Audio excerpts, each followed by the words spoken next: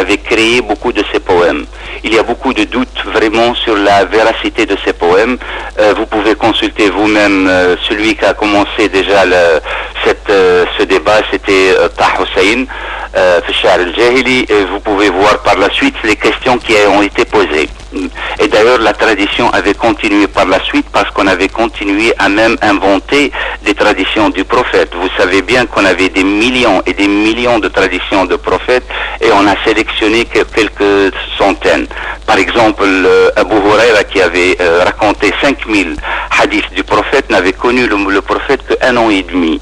Et d'ailleurs, on se posait et on se pose toujours des questions à propos de la véracité de ce qu'il raconte. Donc, bon, je vous ai mentionné un titre du livre. Je crois je ne peux pas vraiment avoir avec moi une centaine de livres pour vous mentionner toutes les références. Mais quand même, j'ai mentionné une. Pour celle de la culture, vous m'avez dit que la première question c'est à propos de la culture.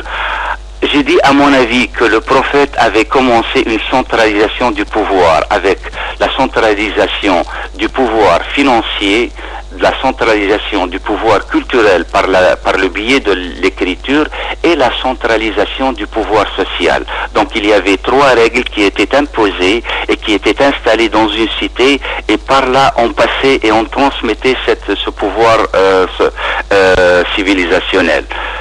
Bon. Est-ce que je ne le défends pas, mais je ne m'oppose pas à ce pouvoir. Je crois qu'il a participé énormément à la création de ce pouvoir.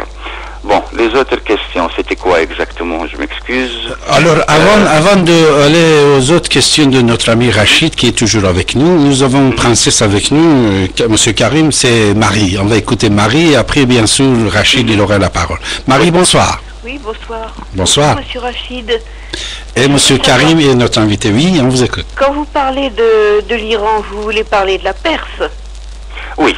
D'accord. Je parle de la Perse, c'est vrai. Parce que je trouve plus joli le mot Perse quand même. Et puis c'était, okay. À l'époque, ça s'appelait la Perse. Oui. D'accord. Merci beaucoup, monsieur. De rien. Merci Marie de cette petite précision très intéressante et courte. Merci Marie. Oui Rachid, on vous écoute Rachid. Oui, Monsieur Chaibi, vous ne m'avez pas répondu à la question, pas du tout. Vous citez des livres qu'on connaît tous et on sait très bien cette littérature qui n'est pas du tout objective, qui est orientée, et nous, à mon avis, à Radio ici maintenant... C'est quelle littérature? De quoi vous parlez exactement? C'est laquelle qui est... Vous avez cité un livre, vous m'avez cité un livre. Quel livre? Le nom de livre, c'était quoi, Rachid? Je vous dis maintenant, combien vous voulez que je vous cite pour que vous soyez satisfait? Dites-moi. Non, Monsieur Chaibi. Non, dites-moi combien de livres mais attendez, pour que vous vous sentiez satisfait. Et le problème, moi aussi, je peux vous citer, par exemple, vous dites, il n'était pas sûr qu'il y ait des poésies, etc. Et Antarat al-Absi, vous le connaissez, Monsieur Chaibi? Je vous cite. Non, j'ai jamais. C'est un joueur de football. Écoutez. Je vous ai dit, si vous avez vu le livre de Taha Hussein qui avait posé des questions à propos de la véracité des Mu'allaqat et du Sha'r al-Jahili. Et j'ai dit que la tradition avait continué par la suite. On a inventé des milliers et des milliers et des milliers de traditions qu'on a dit qui retournaient au prophète et puis il s'était avéré que c'était des mensonges. Ok, monsieur Abu Huraira, par exemple, qui montait comme il respirait, lorsqu'on lui avait demandé où est-ce que vous avez trouvé ces hadiths, il a dit que le prophète m'a béni et que maintenant je peux dire tout. Omar ibn Khattab lui-même lui a interdit, par exemple, de raconter ou de dire n'importe quoi parce qu'il montait comme il respirait. Donc c'est pas quelque chose que j'invente. D'accord. Monsieur Chaibi, je me répète, je m'excuse avec tout mon respect. Vous me parlez de hadith Nabi sallallahu alayhi wa sallam. Je n'ai jamais parlé de hadith. Jamais. Je vous dis, j'ai dit dès le début, je ne suis pas spécialiste. J'ai dit que la poésie juste à la veille, c'était n'importe qui, il peut vous faire, par exemple, Antarat al-Absi, quand il dit خلقت من الحديد أشد قلبا وقد بلي الحديد وما بليت فما للرمح في جسمي نصيب ولا للسيف في أعضاء قوتي ولا بيتا على فلك ثريا. Antarat al-Absi, il sait très bien les toits polaires. Il disait, j'ai une maison. C'est tellement l'honneur. Mon cher ami, non, c'est une attendez, au courant de la ce n'est pas un hadith. C'est une poésie des poètes à cette époque-là. Et d'ailleurs, même à cette époque-là, le Coran, on dit, bon, le Coran, il fallait qu'il soit un peu au-dessus de tous ces poètes, de tous ces gens-là qui versent. Je n'ai pas dit hadith, vous me parlez de hadith.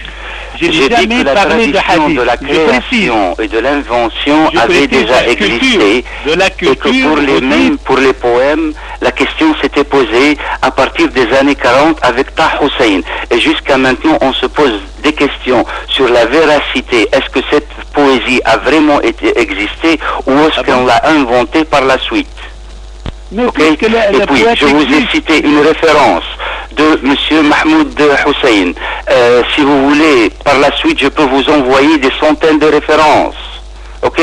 Bon, ça c'est la question. La question du mensonge, elle a toujours existé avec notre tradition. Je m'excuse, c'est vrai. Ça ne touche pas seulement la poésie, ça touche tout. Rachid, vous pouvez rester avec nous. On va prendre M. Merdad. Merdad est avec nous, M. Karim Chaibi. Rachid reste avec nous et comme vous pouvez constater, M. Karim Chaibi, c'est un islamologue. Il connaît bien l'histoire de l'islam. Il connaît bien, c'est-à-dire dans le domaine culturel, littérature, etc., etc. Mais c'est vrai, de temps en temps, peut-être on peut trouver certains éléments comme l'histoire de civilisation, comme l'histoire de Choubier, etc., etc. Ça, on va discuter ensemble. Mais M. Karim Chaibi, j'ai le plaisir de recevoir un autre auditeur, c'est Merdad qui est avec nous. Merdad, bonsoir. Bonsoir M. Chaibi, bonsoir M. Abbassi. Bonsoir. Je vous appelle, je vous écoute depuis tout à l'heure. Ce que je voulais dire déjà, je réponds si vous permettez à Marie qui a appelé tout à l'heure, en disant que l'Iran il s'appelait Perse, l'Iran il s'appelait toujours l'Iran. C'est en Occident qu'on l'appelle Perse, parce que le centre de pouvoir, si vous voulez, le capital de l'empire iranien, il se situait en Pars, département Perse. C'est pour ça qu'on dit l'empire perse. Iran a toujours été nommé Iran, le pays des purs. Deuxième, comme il disait votre invité, les Arabes pré-islamiques, oui, ils ont des poésies, ils avaient des poésies et tout, mais tout était oral. D'ailleurs, Mohammed lui-même, à chaque fois qu'il descendait sur le monde pour recevoir la parole de Dieu, quand il descendait, il le racontait à ses entourages, et les entourages, il apprenait ça par cœur. D'ailleurs, quand on a décidé 40 ans après la mort de Mohammed à peu près de réunir le Coran, c'était à cause de ça, parce que ceux qui avaient appris le Coran par cœur, ils commençaient à mourir dans les guerres, ou par la maladie, ou par la vieillesse, et ils ont décidé de réunir le Coran. Ils ont réuni ce qu'ils voulaient, et puis le reste, même, il y avait pas mal de versets et tout qui ont disparu. Ils ont réuni tout ce qu'il restait sur la peau, écrit sur la peau, sur le papier, ils l'ont brûlé et puis c'est fini. En parlant de civilisation, je suis tout à fait d'accord avec M. Karim. Il n'y avait pas de civilisation, il n'y avait pas de culture arabe.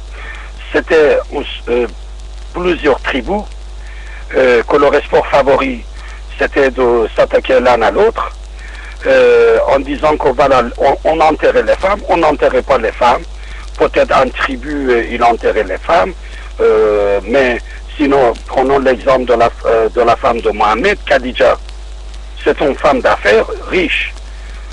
Donc, si on enterrait les femmes, il n'y aura plus d'Arabes. Donc, tout ça, c'est ce qu'on a inventé ou exagéré pour dire que voilà, c'est Mohammed qui arrive, il sauve les Arabes, il sauve l'humanité et tout. La civilisation arabe a été introduite